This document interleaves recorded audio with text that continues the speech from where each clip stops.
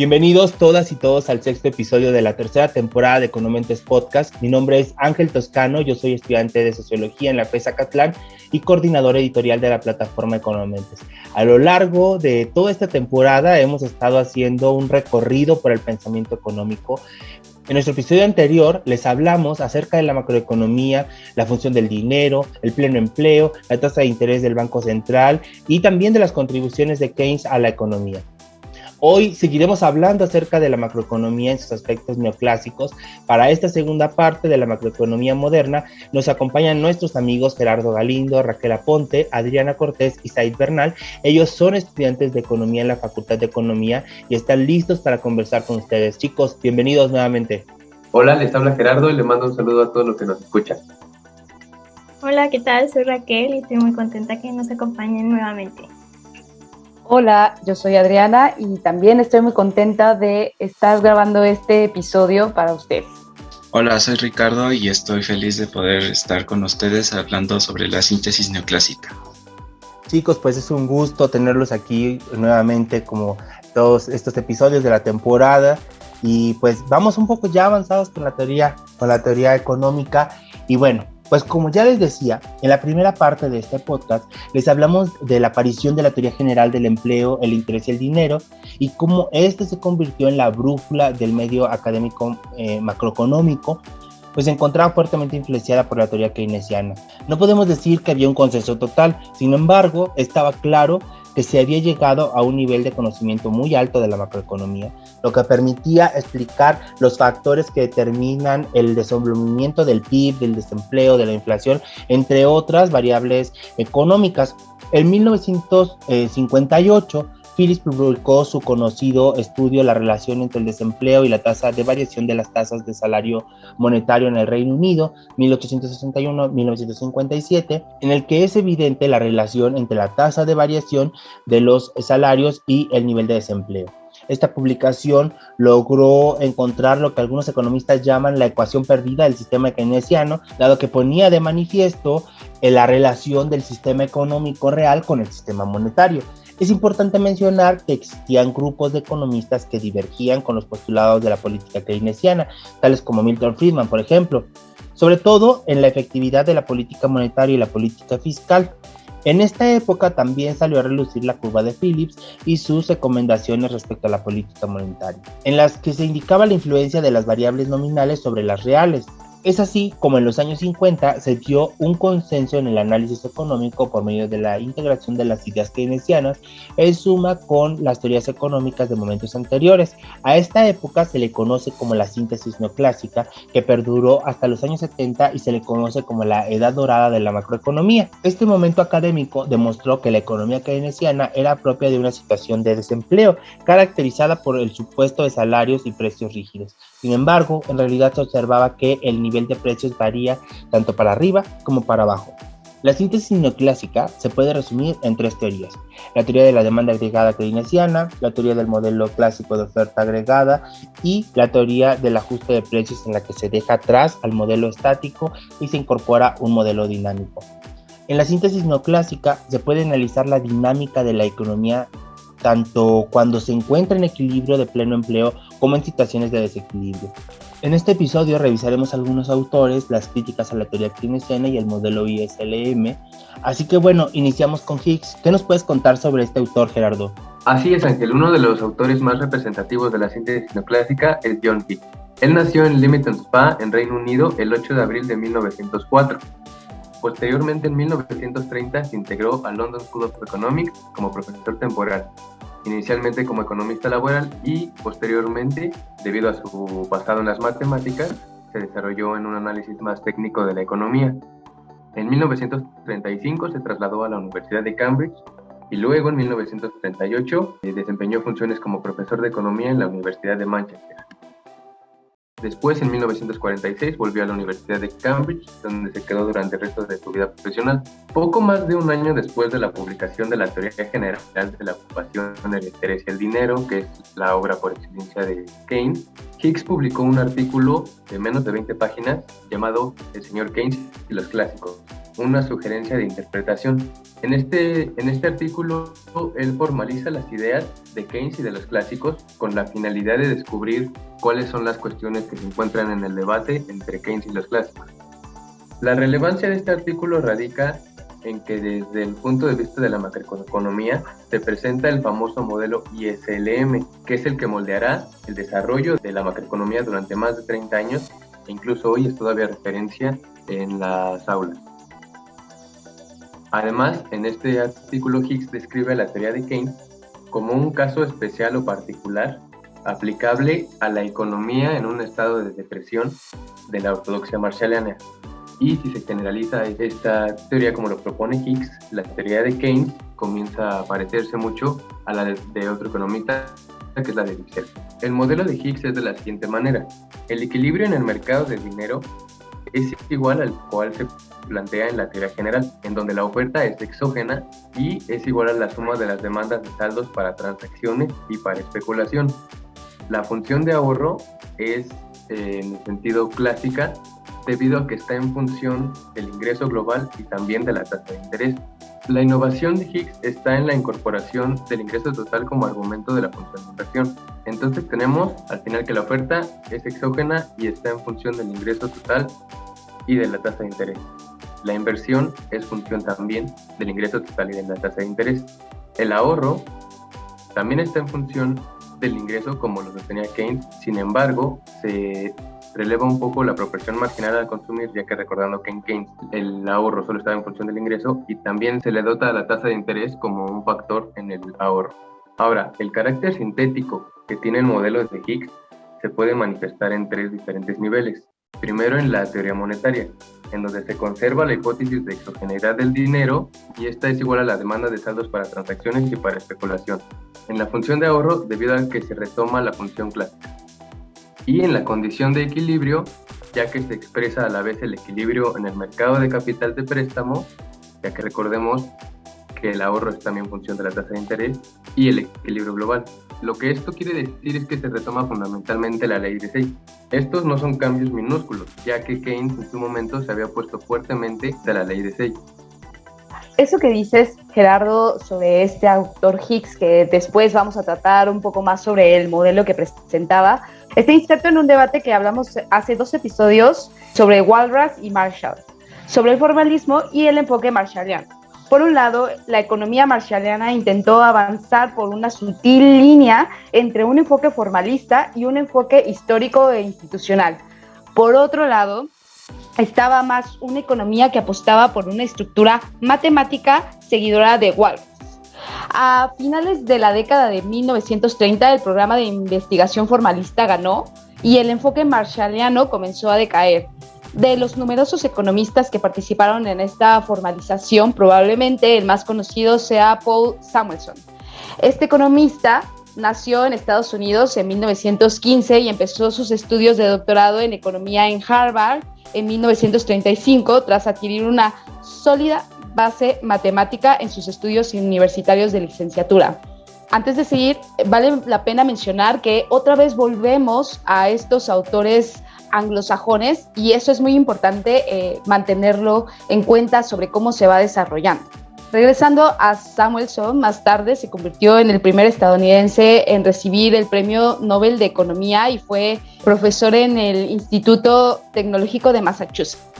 La fuente de inspiración intelectual de Samuelson fue Cournot, Jevons, Walras, Pareto, Edgeworth y Fisher, pero su gran aportación fue sentar las bases matemáticas de la teoría económica moderna. Aunque Samuelson también señalaba que este lenguaje matemático tenía que hablar sobre la realidad y ser contrastable. Es decir, no importa que un modelo sea precioso y que tenga todo pulido en las matemáticas, sino que es ideal que intente formular sistemáticamente teoremas que tengan sentido desde el punto de vista operativo y no solamente teoremas elegantes. Fue esencial Samuelson en la creación de la síntesis neoclásica keynesiana, a la cual incorpora principios keynesianos con principios neoclásicos y es lo que empieza a dominar en la economía. Samuelson fue uno de los primeros economistas en generalizar y aplicar métodos matemáticos desarrollados para el estudio de la termodinámica a la economía. Según este autor, la estructura teórica que subyace y unifica elementos de la teoría microeconómica y macroeconómica se basan en dos hipótesis muy generales sobre las condiciones. En primer lugar, la de equilibrio, es como un equilibrio más estático, y en segundo lugar, de la estabilidad o un equilibrio más dinámico. En el primer caso, tenemos el problema de estática comparativa, donde las condiciones de equilibrio se pueden encontrar gracias a un modelo de maximización. Es decir, dada una situación concreta que tiene ciertas restricciones, se puede descubrir cuál es el punto donde se minimizan los costes y se maximizan los beneficios. Pueden ser beneficios de la empresa, la maximización de la satisfacción del consumidor y la teoría, pues muy apegado a la teoría del bienestar. Y en segundo, Samuelson demostró que una vez que se especifican las propiedades dinámicas de un sistema, es posible evaluar su estabilidad.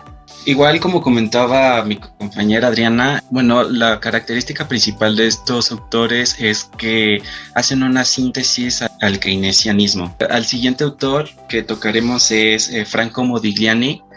Fue un economista italiano que nació en Roma el 18 de junio de 1918, el mismo día que su servidor.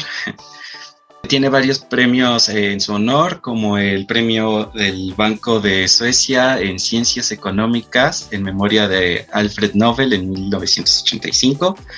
Y bueno, desarrolló varias teorías, pero la principal y la más célebre por la que le dieron el premio Nobel fue la teoría del ciclo vital. Esta teoría se basa principalmente en el salario y el ahorro, así como en el consumo, y la relación que tiene con el trabajador y su vida a lo largo del mercado laboral.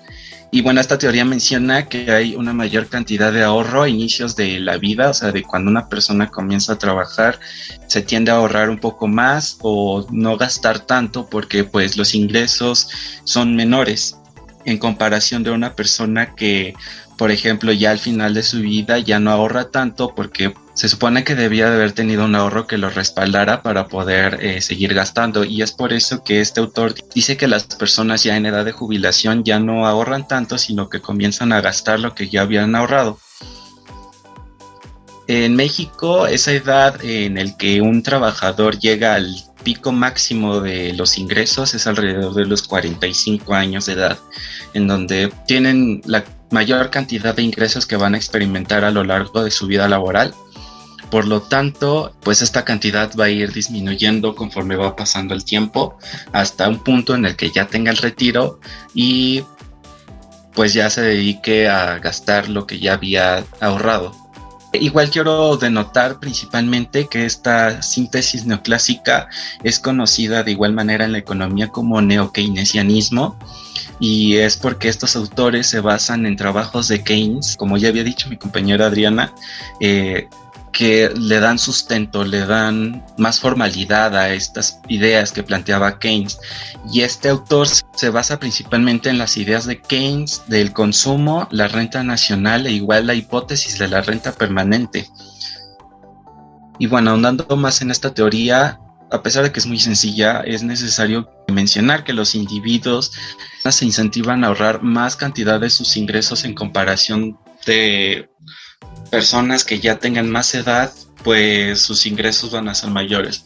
A lo que me refiero es, si tú ganas, por ejemplo, 2,000 pesos, una cantidad, un porcentaje de ese ingreso se va a ir destinado a un ahorro, ya sea manejado por el gobierno o por una empresa privada, en donde al final de tu periodo laboral, cuando te jubiles, ellos te van a dar esa cantidad de dinero.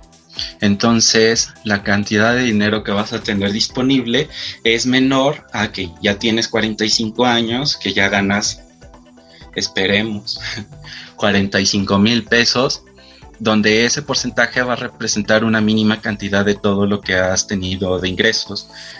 Y al final, lo que se busca es que el consumo sea parejo en todas las etapas de la vida laboral. Y bueno, además de este análisis, es utilizado principalmente para estudiar el ahorro y el consumo de una manera agregada, porque recordemos que ya estamos hablando de economistas que se dedican a estudiar específicamente los agregados macroeconómicos y no ya el sector individual de la economía, como pues ya lo veníamos observando desde David Ricardo, desde Adam Smith, entre otros economistas clásicos, incluso Marx. Y bueno, sobre esta teoría se puede evaluar el impacto de los factores demográficos sobre el ahorro a nivel nacional, ya que si los niveles de la población no crecen, la gente tendrá el mismo perfil de ingresos y la cantidad será la misma para todo el grupo de la misma edad. Pero bueno, esta teoría es cuestionable porque, bueno, pues los niveles de fondos para el retiro de una persona son bajos. No hay un buen fondo de retiro para las personas, incluso estos fondos de retiro son manejadas por empresas que invierten en esos fondos en la bolsa de valores y las ganancias se las quedarán ellos. En el momento dado en que haya demasiado riesgo, pues van a perder la mayor cantidad de los retiros de los trabajadores. No están jugando con su propio dinero, sino con dinero de la población económicamente ocupada. Pero bueno, eso es harina de otro costal. Igual al que me esté escuchando puede indagar un poco más acerca de esta teoría y abrir un tema de investigación si es que les interesa. Creo que Said nos representa a todos los jóvenes mexicanos en este momento, esta preocupación que tiene Said pues por el futuro, ¿no? Creo que es muy importante que tengamos en cuenta que la situación para los mexicanos en cuanto a un sistema de pensiones, sobre todo a los jóvenes mexicanos, pues está siendo víctima de una reestructura más bien, y todos tenemos que adaptarnos y ver cuáles son nuestras posibilidades en cuanto a temas de ahorro. Esto es un tema que seguramente estaremos platicando en algunas de nuestras próximas emisiones, pero por el momento pues podemos ver hasta ahora que hay un poco de luz, un poco de claridad en cuanto a la macroeconomía. Pero a inicios de los años 70 nuevamente resurge la controversia respecto a la participación estatal, poniendo en tela de juicio la eficacia de la política de la teoría keynesiana que han sido usadas para contrarrestar la crisis de 1929 y culpando de nueva cuenta al Estado del retroceso económico en la antesala de la crisis de la balanza de pagos a nivel mundial. Es así como el enfoque ortodoxo resurge nuevamente con la macroeconomía neoclásica, con un enfoque monetarista, donde prevalecen los supuestos clásicos de equilibrio de mercado, la información perfecta, las expectativas racionales y la competencia perfecta, aunado al énfasis de la política monetaria por encima de la política fiscal. La política monetaria es desde entonces la que toma las decisiones de política orientadas a la estabilidad económica. Esto formó parte de las críticas al keynesianismo, del que justamente nos va a hablar Raquel. Así es, y para comentar esta parte necesitamos conocer el contexto económico de ese momento. Entonces quisiera retomar un poquito y recordemos que tras la crisis de 1929 y después la Gran Depresión, sabemos que se dio una pérdida de la confianza en la capacidad de las fuerzas competitivas del mercado para que se lograra un bienestar económico y social. Esto fortaleció la tendencia de que la presencia del sector público, del Estado, se acrecentara dentro de la economía. Recordemos que este gran desempleo que generó esta crisis indujo a que se priorizara entonces la lucha para combatirlo a costa del combate a la inflación. Entonces recordemos que este consenso prevaleció hasta 1970. Y 1970 representa un punto de quiebre para el pensamiento económico. En esta década de los 70 suceden una serie de acontecimientos que empiezan a poner en duda el consenso que había en el pensamiento económico de ese momento. En 1971 iniciamos con que Estados Unidos abandona la convertibilidad de su moneda. Esto hace que los tipos de cambio se vuelvan flexibles y entonces todos los acuerdos de Bretton Woods que se dieron después de la Segunda Guerra empiezan a colapsar. Posteriormente, en 1973-1974, sucede lo que conocemos como el shock petrolero, donde los países árabes de la OPEP realizaron un embargo petrolero a las naciones occidentales que habían apoyado a Israel en la guerra del Yom Kippur. Este suceso tuvo como consecuencia que los precios del petróleo se dispararan, entonces la inflación también se elevó. y a su vez generó pues un bajo crecimiento económico, porque recordemos pues que hay productores de petróleo y compradores de petróleo, y recordemos el papel que juega el petróleo en la actividad económica. Y entonces se dio un fenómeno que no se había dado nunca antes, que lo conocemos como la estanflación, que es estancamiento económico con inflación. Y aquí vale la pena hacer un paréntesis para comprender toda esta crítica que ahora les voy a explicar. Milton Friedman, un monetarista, que en los años 1970 y 1971 publicó 2 ensayos sobre el ciclo monetario, donde propuso un modelo ISLM simplificado al cual le incorporó la inflación, y en el que la tasa de interés monetaria estaba determinada por la tasa de interés real, la inflación esperada y un término de error, es decir, una variable aleatoria. Con este modelo, él intentó demostrar que la política monetaria discrecional, prevaleciente en el enfoque keynesiano, desestabilizaba la economía y conducía a una situación de estanflación. Entonces, cerrando este paréntesis, con todo este contexto que se estaba dando en la economía en ese momento, resurge entonces la teoría neoclásica con tintes monetaristas.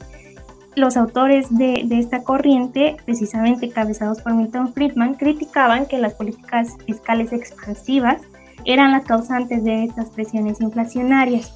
Ellos decían que el gasto público deficitario provocaba un aumento de la demanda agregada, haciéndola mayor a la oferta agregada, lo cual generaba una presión a la alza de los precios y por tanto un aumento en la inflación. Ellos argumentaban que la subida en la tasa de interés, dada la extracción de dinero en circulación para poder combatir este aumento en la inflación, presionaba aún más la oferta agregada a la baja, porque la inversión disminuía, lo cual profundizaba este fenómeno de estanflación, y que también esta subida de la tasa de interés podía generar un efecto crowding out y desequilibrios externos, esto es, desequilibrios en la balanza de pagos. Por ello, para los monetaristas, la solución era reducir el gasto público de manera que se igualaran los ingresos con los gastos, y así poder equilibrar la demanda agregada con la oferta agregada.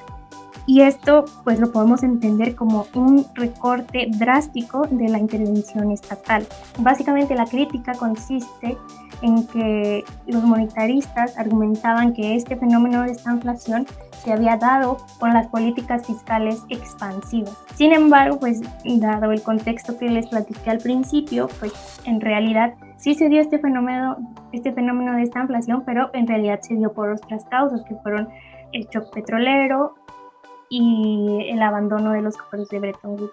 A pesar de todo esto que les comento, este fenómeno de estanflación propició el progresivo abandono de las posturas keynesianas en el manejo de la política económica. Es muy interesante lo que acaba de decir Raquel, porque dio 3 explicaciones acerca de la crisis de los 70s. La primera, la keynesiana, es la caída de los acuerdos de Bretton Woods. La segunda, que es la marxista, que es el aumento de los precios del petróleo por parte de los países de la OPEP, lo que causa a los inversionistas, a los capitalistas en términos marxistas, una baja tasa de ganancia, y por lo tanto, para contrarrestar esa baja en la tasa de ganancia, aumentan los precios y reducen costos. Un gran despido de personas que tenían trabajo antes de la crisis de los 70s. Y eso genera pues un estancamiento económico y una inflación, que es, como decía mi compañera Raquel, la estanflación. Y la tercera, que es la que vamos a tocar, es la monetarista, donde hay un estado que se dedica a gastar bastante, lo que genera presiones inflacionarias. Me gustaría recomendar una lectura de un profesor de la Facultad de Economía. El nombre de esta lectura es Estanflación y protagonismo del sector financiero en Estados Unidos. Es del profesor Gómez Lira, donde habla ampliamente de estas 2 primeras explicaciones de la crisis. Dicho lo anterior, las críticas que le hacían los monetaristas es que había un estado obeso, así se conoce muy vulgarmente, en donde gastaba en obras poco productivas, incluso se financiaba imprimiendo más dinero de sus bancos centrales, que en ese momento no eran autónomos. y pues en consecuencia la inflación incrementó de manera importante. Y ese es el punto principal de la crítica de los monetaristas hacia la política keynesiana. Bueno, estos economistas de la escuela monetarista exploran el mecanismo de la transmisión de los impulsos monetarios a la parte real de la economía. Ellos decían que la parte monetaria tenía una consecuencia en la parte real de la economía, como es el despido de personas, la inversión, entre otros. El mecanismo es el siguiente: a un incremento o decremento de la cantidad de dinero en la economía, esta afectaría de manera directa la tasa de interés, y de esta manera igual aumentaba o disminuía la inversión. Por lo tanto, aumentaban o disminuían las exportaciones, y así, si bajaba la inversión, pues bajaba el empleo, entre otras cosas. Por ejemplo, si aumenta la masa monetaria, las tasas de interés tienden a disminuir, por lo que la inversión aumentaría, y así favorecía las exportaciones y el empleo. Ese punto de vista era muy keynesiano, porque el principal objetivo de todo gobierno keynesiano era fomentar el empleo a costa de la inflación.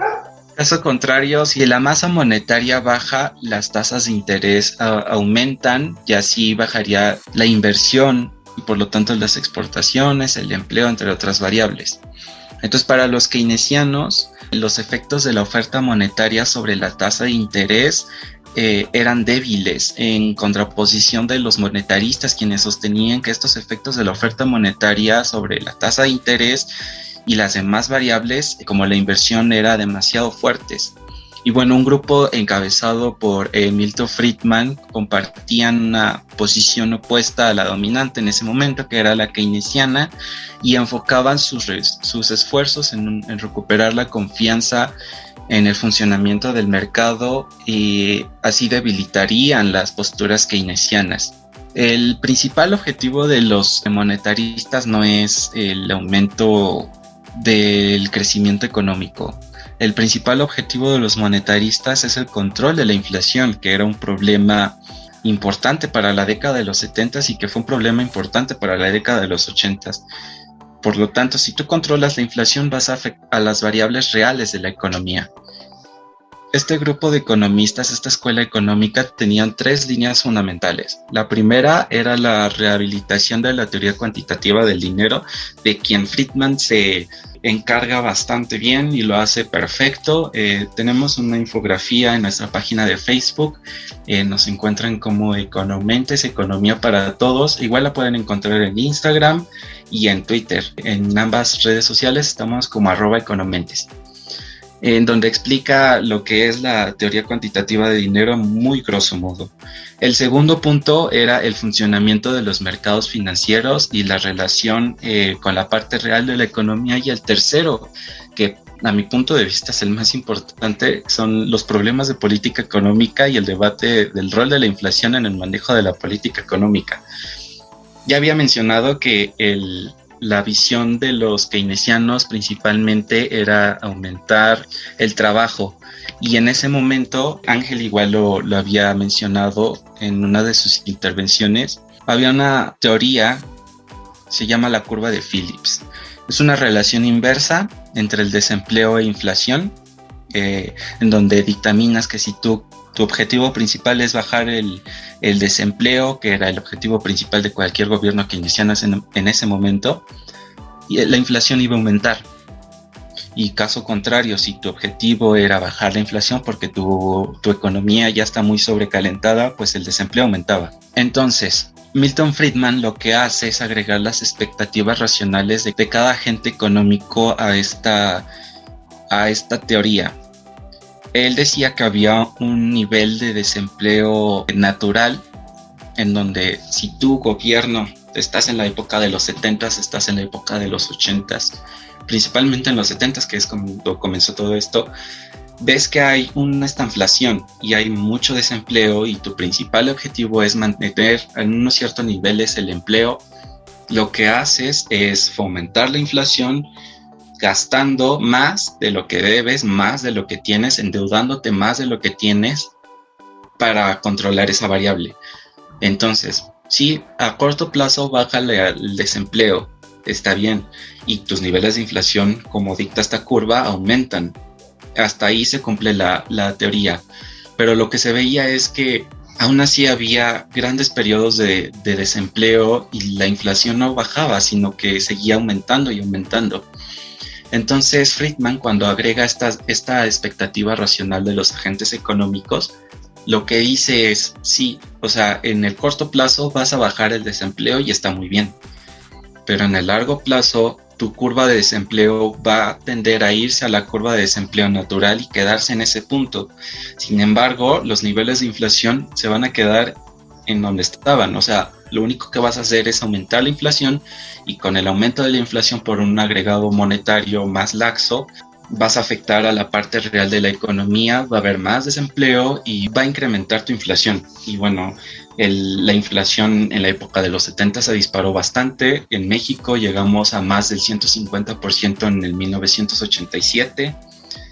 Y para ejemplificar un poco más acerca de esto, la política económica que proponían los conocidos Chicago Boys, que eran estudiantes de economía salidos de la Universidad de Chicago de los Estados Unidos y encabezados por Milton Friedman, era: Estado, no gastes, porque si gastas vas a aumentar la inflación y vas a desequilibrar tu economía. Entonces estas políticas fueron aplicadas en Reino Unido en la década de los 80 por la primer ministro Margaret Thatcher y el presidente de los Estados Unidos, Ronald Reagan. En consecuencia, el desempleo aumentó a niveles que nunca se habían visto después de la crisis de 1929. Hubo un gran movimiento social, no solo en Reino Unido ni en Estados Unidos, sino igual en Chile con el golpe de estado de Pinochet contra Salvador Allende, y quien fue apoyado por los Estados Unidos para que no hubiese esta idea socialista, muy entrecomillados, porque era una economía del bienestar keynesiana, y que no se expandiera y que predominara las políticas de los Chicago Boys de Milton Friedman. Y es aquí donde anteriormente había mencionado en un podcast que Hayek aplaude este hecho porque es regresar la democracia al país. Y bueno, ya como dice mi compañera Adriana Cortés en muchos de los podcasts, chismecito histórico, Margaret Thatcher escribió una carta a Pinochet felicitándolo por devolver la democracia a Chile. Y sí, muchas de las ideas de los monetaristas se ponen en tela de juicio porque cumplieron su objetivo, bajaron la inflación, y ya había mencionado que ese era su principal objetivo, pero a costa de grandes problemas sociales que hasta el día de hoy se viven, porque la crisis que vivimos en los 70s, que el mundo vivió en los 70s, no se ha recuperado hasta la actualidad. Sí, yo creo que es muy interesante esto que comentabas del chismecito histórico. Voy a continuar, o más bien voy a dar un paso hacia atrás para hablar sobre el modelo ISLM, que fue hecho por Hicks y Hansen. No tanto para presentarles y detallarles este modelo porque es sumamente complejo, sino para presentárselos y a partir de eso hacer unas críticas que dan paso a las siguientes posturas. Bueno, ahora sí, agárrense que esto viene un poquito complejo y más aún si es sin apoyo visual. Yo utilicé como fuente el Mancun de macroeconomía y les recomiendo que lo busquen. En caso de que no lo busquen, nos pueden contactar y nosotros veremos cómo les pasamos la información. Vamos a hablar entonces del modelo de la demanda agregada llamado ISLM o modelo Hicks-Hansen, que es la principal interpretación de la teoría de Keynes. Su objetivo es mostrar qué determina la renta nacional dado el nivel de precios. Las dos partes del modelo ISLM son, por supuesto, la curva IS y la curva LM. IS se refiere a inversión y ahorro, por saving en inglés, o sea, inversión y saving, y la curva IS representa lo que ocurre en el mercado de bienes y servicios. La curva IS representa la relación entre el tipo de interés y el nivel de renta que surge en este mercado de bienes y servicios. Entonces, dado que el tipo de interés es el coste de pedir préstamos para financiar proyectos de inversión, una subida del tipo de interés pues reduce la inversión planeada. Como consecuencia, y como hemos visto, teoría de oferta-demanda, la función de inversión tiene una pendiente negativa porque a mayor interés, pues menor inversión, como si fuera el precio de esta inversión. La curva IS nos muestra el nivel de renta con el que el mercado de bienes y servicios alcanza el equilibrio dado un tipo de interés cualquiera. El nivel de renta de equilibrio también depende del gasto público y de los impuestos, o sea, de la política fiscal. Así, la curva IS se traza considerando dada una política fiscal, y cuando la política fiscal cambia, pues la curva IS, toda ella, o sea, toda la línea se desplaza. Los cambios en la política fiscal que elevan la demanda de bienes y servicios, por ejemplo, aumentar el gasto público, desplazan la curva IS hacia la derecha. Los cambios en la política fiscal que reducen la demanda de bienes y servicios, por ejemplo, el aumento de impuestos, pues la desplazan hacia la izquierda. Ahora, la curva LM se refiere a la liquidez y el dinero por money en inglés, entonces es liquidez y money. Y la curva LM representa lo que ocurre con la oferta y la demanda de dinero. La curva LM representa la relación entre el tipo de interés y el nivel de renta que surge en el mercado de saldos monetarios. Recordemos que la preferencia por la liquidez de la que hablamos en el episodio pasado se refiere a que el tipo de interés se ajusta para equilibrar la oferta y la demanda del activo más líquido de la economía, es decir, del dinero. La razón se halla que el tipo de interés es el coste de la oportunidad de tener dinero. Es aquello a lo que renunciamos por tener dinero, porque el dinero no rinde intereses, es decir, lo podríamos tener en depósitos bancarios o en bonos que sí rinden intereses. Una vez más, volvemos a esta parte de la oferta y la demanda, que cuando, bueno, no exactamente, pero sí la dinámica de que cuando sube el tipo de interés, es decir, el precio del dinero, la gente quiere tener una cantidad menor de su riqueza en el dinero, es decir, quiere tener menos dinero. Entonces, si baja el tipo de interés, es decir, baja el costo del dinero, pues las personas estarían demandando más. Ahora, el nivel de renta afecta a la demanda del dinero. Cuando la renta es más alta, el gasto es más elevado. Es decir, si yo estoy recibiendo más dinero un mes porque encontré un nuevo trabajo que me paga mejor, pues yo demandaría más dinero, y así lo hace la gente, realiza más transacciones que exige el uso del dinero. Por lo tanto, un aumento de renta significa un aumento de la demanda del dinero, y la cantidad demandada de saldos monetarios reales está relacionado negativamente con el tipo de interés, pero positivamente con la renta. Una vez más les recomiendo que vayan al Mankiw, que yo sé que hay un montón de libros, pero este libro lo explica como muy simple, pero muy detallado. Un aumento de renta desplaza la curva de la demanda, o sea, toda la línea de la demanda de dinero hacia la derecha. Al no variar la oferta de saldos reales, el tipo de interés debe subir, porque acordemos que el tipo de interés nos ayuda a crear un equilibrio en el mercado del dinero. Así, un aumento en la renta provoca una subida del tipo de interés. Ahora, cada punto de la curva LM representa el equilibrio del mercado de dinero, y la curva muestra que el tipo de interés de equilibrio depende del nivel de renta. La curva LM se traza considerando dada la oferta de saldos monetarios reales. Si estos varían, por ejemplo, si el Banco Central modifica la oferta monetaria, es decir, se modifica la política monetaria, la curva LM se desplaza. Una reducción de la oferta de saldos monetarios reales desplaza la curva LM en sentido ascendente, y un aumento la desplaza en sentido descendente. Luego hay que entender que el tipo de interés influye tanto en la inversión como en la demanda de dinero, lo que hace que el tipo de interés sea la variable que relacione las dos mitades del modelo IS-LM. Ahora, esto se los contamos para que lo tengan muy en cuenta, pero es muy importante mencionar que hacia la década de 1960 se había explorado muy bien la literatura y se habían observado algunas deficiencias que tenía este modelo. Y vamos a hablar aquí de tres, muy brevemente. La primera de ellas es que obliga a utilizar un marco de equilibrio de estática comparativa cuando debería de ocuparse de un ritmo de ajuste.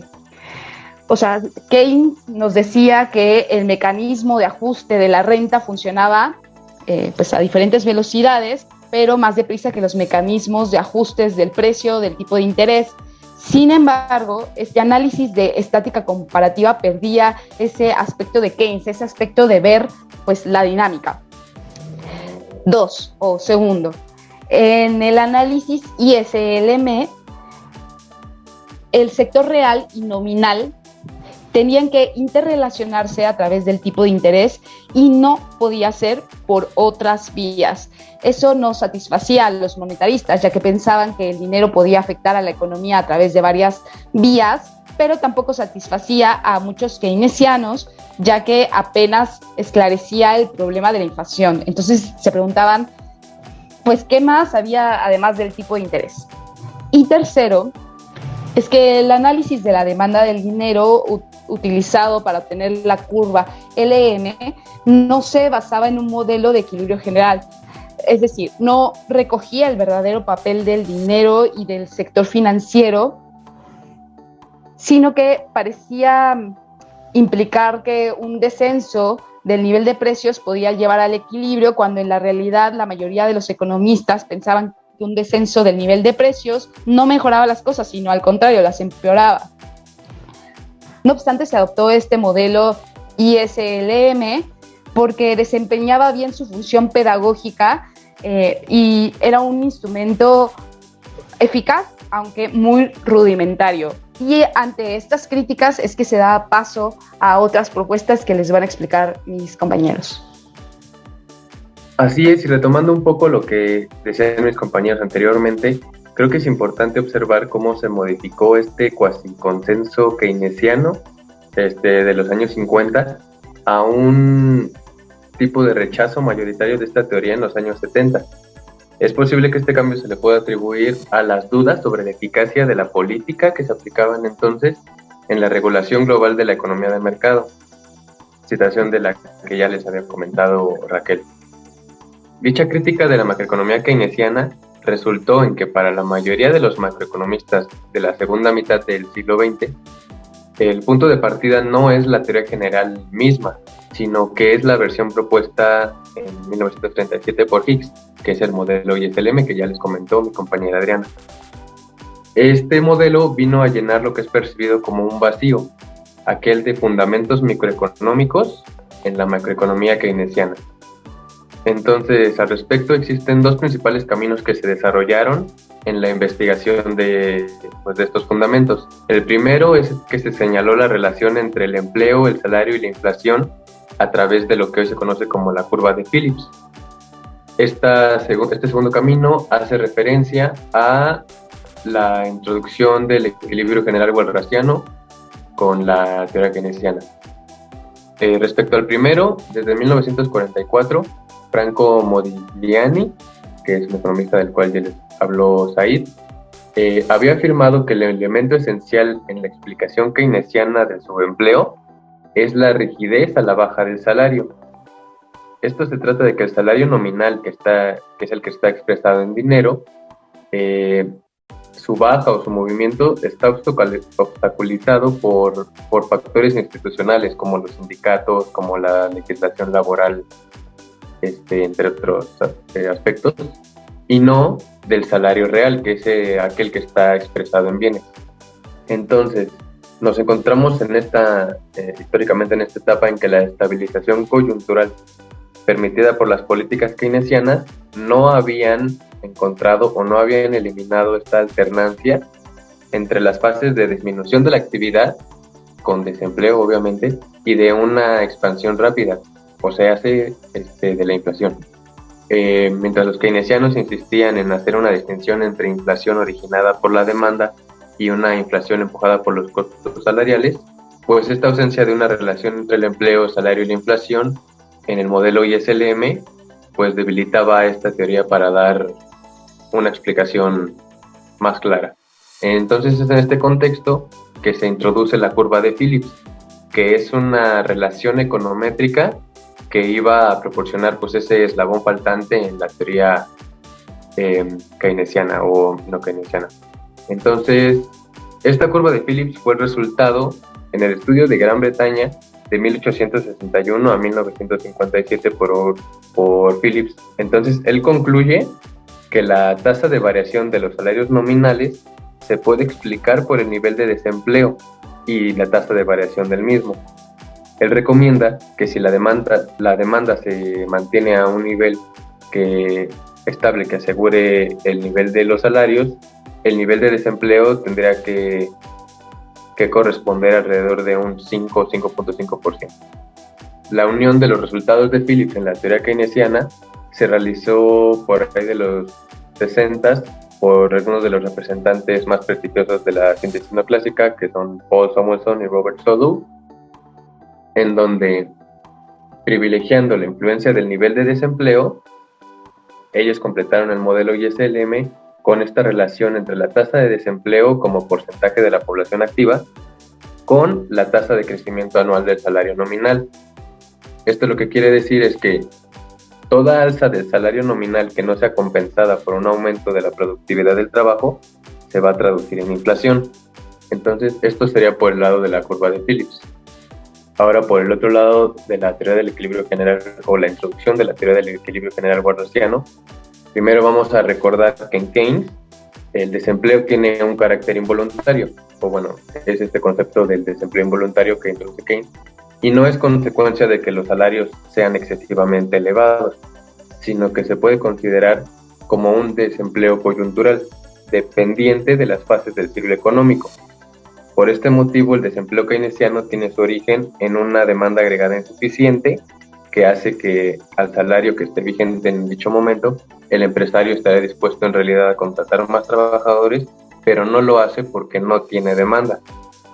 En contraste con la adopción de la teoría del equilibrio general walrasiano como fundamento microeconómico de esta nueva macroeconomía, se cambia drásticamente la lógica de este modelo, debido a que la ley de Walras, por definición, nos dice que está la imposibilidad de tener un desequilibrio en un mercado cuando los demás mercados están en equilibrio. Si esto se aplica al mercado de trabajo, es que no podría haber desequilibrio solo en el mercado de trabajo si todos los demás mercados están en equilibrio. Entonces, el concepto de equilibrio de subempleo, pues que es muy válido para Keynes, pierde sentido, y con ello este concepto de desempleo involuntario. Por el hecho de que el mercado de trabajo está necesariamente en equilibrio, los trabajadores no pueden estar en situación de vender menos trabajo del que desearían al salario corriente.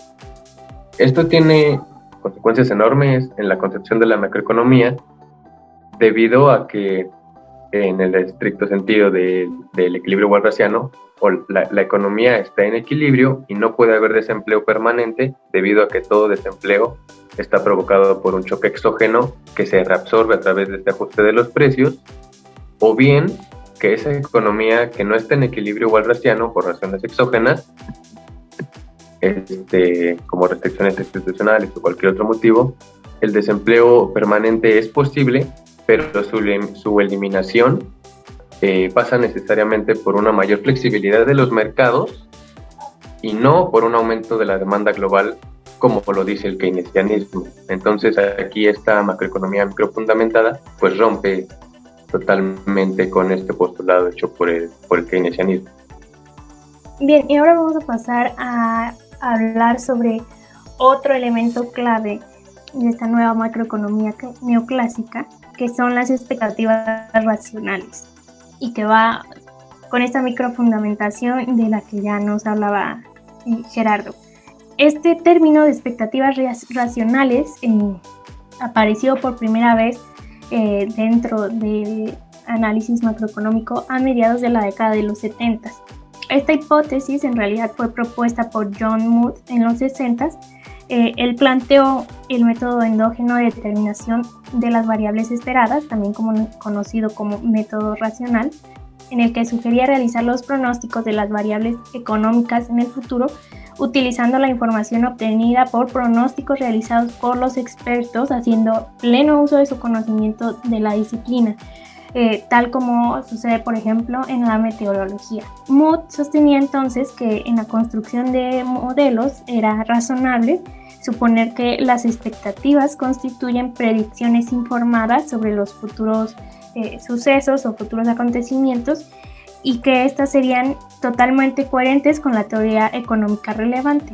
Este supuesto o esta hipótesis de las expectativas racionales, a pesar de que la trabajó en los años 60, no figuró mucho dentro de la economía hasta que fue adoptado por Robert Lucas en la macroeconomía y combinado con las investigaciones que estaban realizándose sobre los fundamentos microeconómicos de la macroeconomía. Esta hipótesis de las expectativas racionales sostenía que los individuos no ajustaban sus expectativas hacia el equilibrio gradualmente y que podían descubrir el modelo económico subyacente o involucrado y adaptarse inmediatamente de acuerdo con este modelo, ¿no? Entonces, suponiendo que todos tienen expectativas racionales, todo lo que suceda en el largo plazo también ocurre en el corto plazo. Y bueno, quizá es un poco confuso ahorita, pero la idea básica de la teoría de las expectativas racionales es más o menos sencilla. Es que los participantes en el mercado no ignoran la información y las predicciones sobre el curso futuro de la economía y sobre la actividad económica. Más bien, los individuos reaccionan en el presente de acuerdo con las expectativas que se han formado. En otras palabras, esto quiere decir que todos los individuos disponen y conocen toda la información necesaria para formar sus expectativas, conocen el modelo por el cual se rige la actividad económica y entonces pueden hacer proyecciones que van a resultar en promedio correctas de lo que va a suceder con la economía. Por eso se llaman expectativas racionales, porque ocupan toda la información disponible. Los defensores de esta teoría sostienen entonces que tanto los consumidores como los productores, es decir, los agentes económicos, reaccionan frente a las políticas fiscales, monetarias o cualquier otra política que ponga el gobierno mediante el aprendizaje de los efectos de estas políticas y acciones. Estas reacciones que los agentes económicos tienen dadas sus expectativas racionales contrarrestan, ya sea total o parcialmente, los efectos deseados de las políticas discrecionales, sean de cualquier tipo, fiscales, monetarias o del gobierno. Esto quiere decir que, como ya les comentaba, los individuos utilizan toda la información disponible para formar sus expectativas. Esto significa también que van incorporando nueva información, es decir, que si en algún punto se realiza una política monetaria diferente, esto quiere decir, como ya les mencionaba, que los individuos utilizan toda la información disponible para formar sus expectativas. Esto también implica que van agregando nueva información con el paso del tiempo. Es decir, si existe una nueva política económica, los individuos van a incorporar la información de los efectos que esta nueva política genera para sus futuras proyecciones. En este sentido, una vez que los individuos vayan incorporando esta nueva información que se genera ante nuevas políticas, los responsables entonces de las políticas económicas influyen poco o nada en la economía, porque tendrían que sorprender a los individuos o a los agentes económicos. Puede que los sorprendan una vez, pero una vez que ya se realizó esa política, los agentes van a incorporar esa información y ya no pueden ser sorprendidos de la misma manera, por así decirlo, ¿no? De manera que para lograr producir un efecto en la economía, las políticas económicas tendrían que conducirse de forma aleatoria, de manera que los individuos no puedan predecir o anticipar los efectos que se tendrá al aplicar esta política económica. Entonces, es así que a mediados de la década de los 70, las expectativas racionales se imponen dentro de la macroeconomía y empiezan a surgir fuertes debates sobre la ineficacia de la política económica y la inviabilidad de la política monetaria y la política fiscal keynesiana, porque bajo esta hipótesis, ya les decía, cualquier política económica se vuelve inefectiva, porque los efectos que esta pueda tener son anticipados por los agentes económicos, de manera que estos agentes toman ya sus decisiones económicas conociendo estos efectos futuros. Estas investigaciones emergentes sobre las expectativas racionales pronto llegaron a conocerse con el nombre de Nueva Economía Clásica, porque sus conclusiones sobre la política económica eran muy parecidas precisamente a las ideas clásicas. Bueno, pues hasta aquí los comentarios de nuestros compañeros referentes a este tema de esta segunda parte de la economía neoclásica. Y bueno, no quiero irme sin antes agradecer a todos los compañeros economistas en formación que están dejándonos sus comentarios en nuestro podcast, que nos están escuchando, que nos hacen recomendaciones, no solamente a alumnos de economía, de la Facultad de Economía y de la FES Zacatlán, sino también a los alumnos de Sociología y Ciencias Políticas que siguen nuestros podcasts. Quiero agradecerles y bueno, esperemos que esta información haya sido de mucha ayuda y nos escuchamos en el siguiente Economentes Podcast. Hola, les habló Ángel Toscano. Me da mucho gusto que hayan escuchado hasta aquí este podcast y los esperamos en nuestra siguiente emisión, en donde hablaremos sobre la nueva economía keynesiana. Hola, les habla Gerardo. Muchas gracias por acompañarnos en esta nueva entrega de Economentes Podcast. Esperamos para hablar en el siguiente podcast acerca de Gregory Mankiw y de la rigidez en los precios y los salarios. Recuerden seguirnos en nuestras redes sociales. Nos encuentran en Instagram como Economentes y a mí como Gerardo Galindo. Hola, les habla Raquel. Muchas gracias por acompañarnos en este episodio. Los invitamos a que nos acompañen en el siguiente, donde estaremos hablando sobre John Taylor y un poco sobre los post-keynesianos. También les recordamos seguirnos en nuestras redes sociales. En Facebook nos encuentran como Economentes, Economía para Todos, y a mí como Raquel Aponte. Muchas gracias por escucharnos. Les habla Adriana Cortés. Acompáñenos la siguiente semana para hablar sobre Stanley Fischer y sobre la crítica a los neoclásicos, sobre todo en la crisis de los 80. También les recordamos seguirnos en www.economentes.com y también me pueden seguir de forma personal como Adriana Corgon en Instagram. Hola, les habló Ricardo Said. Gracias por acompañarnos en este nuevo episodio de Economentes Podcast. Acompáñenos en el siguiente, en donde estaremos hablando sobre Edmund Phelps y los costos de la desinflación en los años 80. Igual nos pueden seguir por Twitter, nos encuentran como @economentes, y a mí me pueden seguir personalmente en Instagram como @said.ricardo. También los invito a suscribirse a nuestro canal de YouTube, a que le den like al video si este video les gustó y les ayudó para comprender un poco más de la economía. También a que nos sigan en las redes sociales que ya les comentaron mis compañeros, en donde todos los días estamos compartiendo contenido de relevancia económica. Antes de irnos, como siempre, les recuerdo que este programa forma parte de los resultados de la investigación de los becarios del proyecto PAPIT IN 301820, Coordinación de Política Fiscal, Monetaria y Financiera para el Desarrollo Económico de América Latina, así como el Programa de Servicio Social, Política Fiscal Contracíclica para el Crecimiento Estable y Sostenido de América Latina del Instituto de Investigaciones Económicas de la UNAM. Muchas gracias a todos y a todas por escucharnos. Los esperamos en nuestro siguiente Economentes Podcast.